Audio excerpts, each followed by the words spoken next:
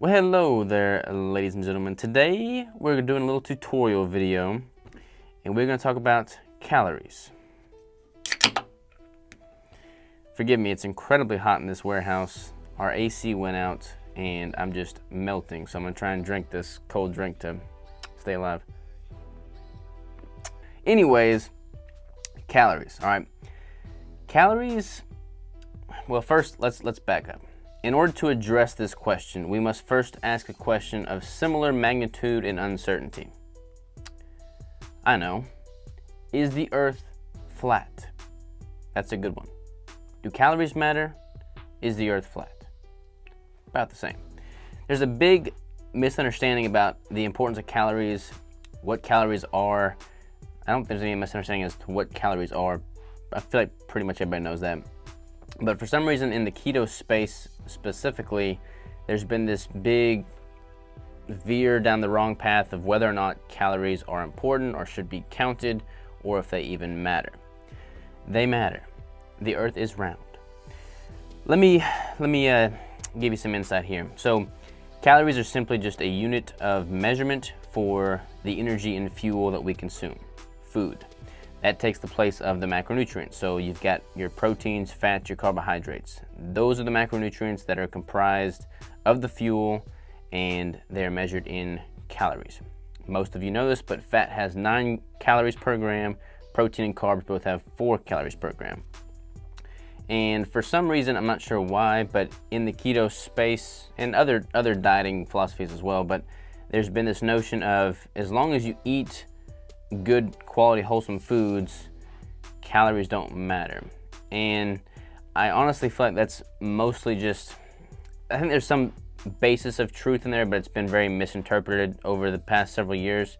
I feel like the reason that formed is because when you're on a ketogenic diet, you've got a better relationship with food, you've got a more in tune relationship with what your body's actually needing and asking for. So if you have reached satiety through eating quality wholesome ketogenic foods, it's safe to say that you've reached your caloric intake need for the day.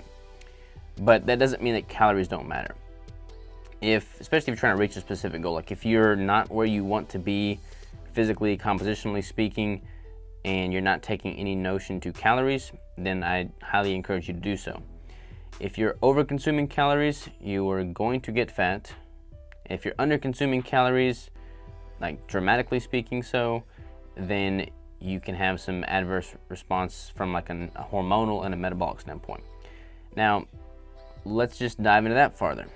A lot of people, I don't know why, but a lot of people try and assume that things are so black and white, so in the lines, there's no shade of gray, and nothing is connected or symbiotic in nature. So they try and break things up and say only calories matter, only exercise and energy expenditure matter, only genetics matter, only hormones matter, only metabolism matters, only your environmental factors matter.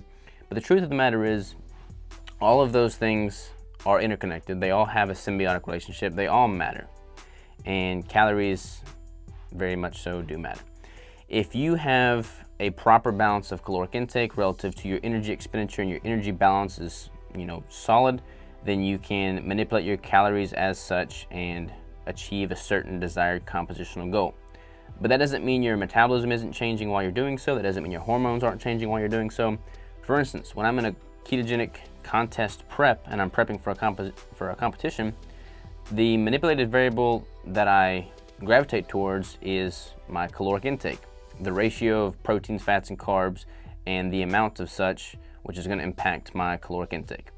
Now, when I do that, my metabolism is changing. At the end of a contest prep, my metabolism has slowed down, my hormones are changing, my testosterone production is changing, all of that stuff is changing.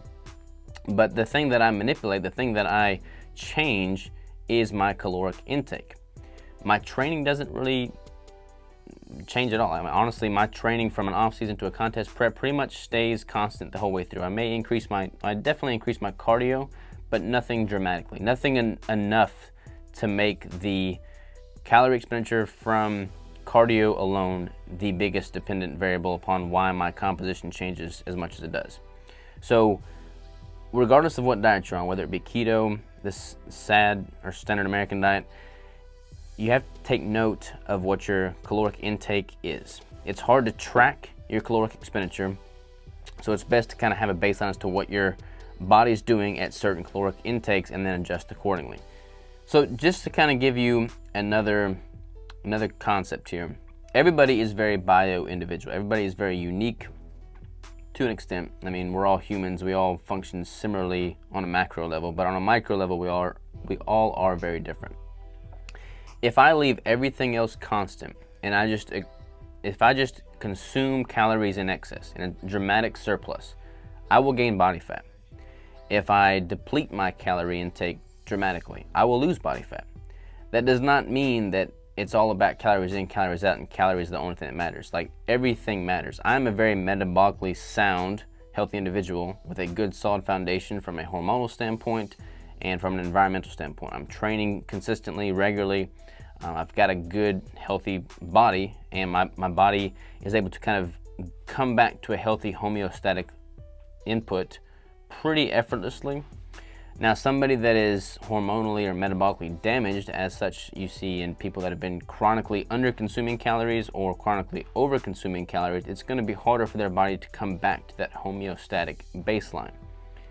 But that said, calories matter, calories count. I'm going to bring this one more step further and just talk about kind of an overarching macro conceptual thing about lifestyle and sustainability.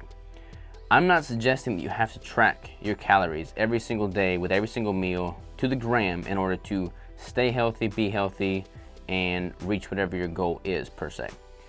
When I'm in an off season, I don't really track my macros at all. I pretty much instinctively know what I'm consuming. I know my body well enough to kind of read into how I feel and then adjust accordingly. However, if you are not healthy, if you have a specific goal in mind that you've not yet reached and you're not really sure where to go there, but you're not tracking anything and you have no idea what your baseline is, some things need to change. You need to take into account what you're consuming and then have that as a variable that you can add to that equation and adjust accordingly to reach the goal. To summarize, I basically think that so much of the misconceptions about what matters, what doesn't matter, specifically in the ketogenic space, that's the space that I'll talk to because that's where I'm in and that's what I believe in. But I came from a bro science background, of which it was the typical, calories in, calories out, eat less, work out more, train more, however the saying goes. And there's a lot of flaw in that argument as well, because that argument really doesn't take into consideration what your hormonal and metabolic state is, and those are very important variables. And then on the opposite end of the spectrum, you have these, ketogenic groups that suggest that calories do not matter at all, and that's a skewed input. That's a skewed philosophy as well. I encourage you, no matter what diet you're on, to consider the fact that it all comes into the picture. It all matters. Your body is taking what you're putting in, what you're giving it, and it's responding accordingly. You can't overconsume food in excess and expect there to be no recourse to that, and you can't underconsume food in a deficit and expect there to be no recourse to that. Your body is smart, it's intelligent, it's going to take what variables and inputs you give it and make the most of it, but you have to realize that those inputs do matter. And that is my philosophy and outlook towards calories. I'm going to kind of dive further into these in future tutorial videos as far as how to manipulate calories and your macronutrients specifically to reach the desired outcome. But I feel like in order to do that, it's important for y'all to understand my outlook on calories as a whole and know that I advocate the fact that calories do matter. And I do believe the earth is round. So, till next time.